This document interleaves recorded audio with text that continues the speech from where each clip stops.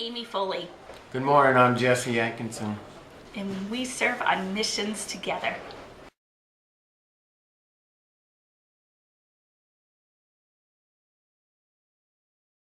My first experience in mission trips was about how many cinder blocks we could lay in 2 weeks and not be concerned and or thinking about saving people's lives.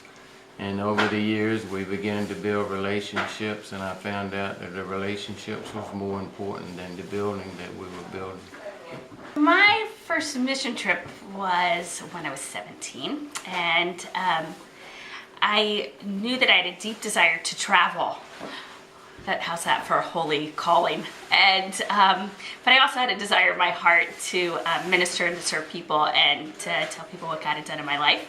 And that radically changed when I got over there and realized that in the process of serving and ministering to other people, that God was going to rock my world in showing His power and His provision and His goodness and all of those things. I think the greatest experience for me as being called to be a team leader is to, with the mindset that we go to these different countries and we're going to change people's lives, but as being a leader, being able to witness how our lives are changed as being part of missions also. I think a mission trip changes your whole perspective.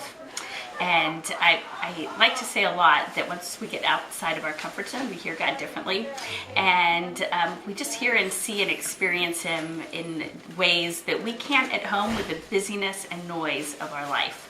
And I've seen a lot of things. I've seen that what I think are really great plans, God's plans are even better. And I've learned to be super flexible when He disrupts them for something way bigger than we could have ever dreamed or planned.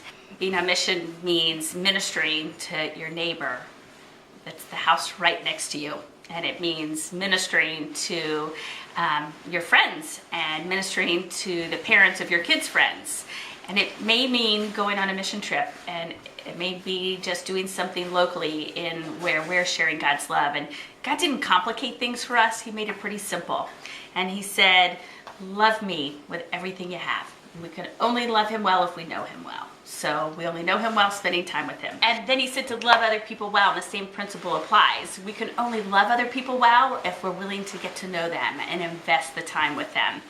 And so I think for me, being missional has to be a lifestyle. It can't be getting on a plane and going halfway around the world.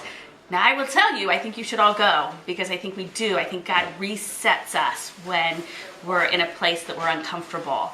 So I think everybody should go on a mission trip far away from home.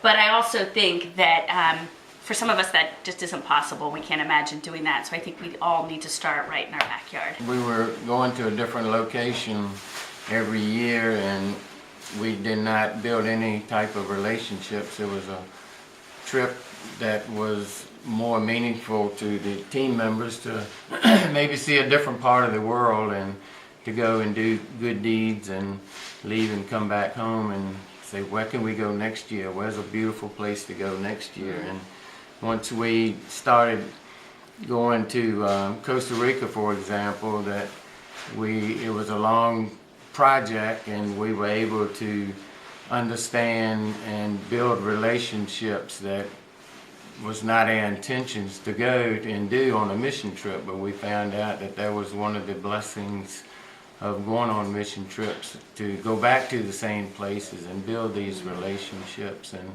And over 15 years, it's amazing how the relationships have been built in Costa Rica, with the Costa Ricans coming here to Restoration Church, and some of the Costa Ricans being able to go to Haiti and go to Latvia on mission trips also. I think why God was intentional about us building relationships is when we build a relationship, then we earn the right and the privilege to share our God story with them. And our God stories resonate because every one of us who doesn't know Jesus has this hole that only He can fill.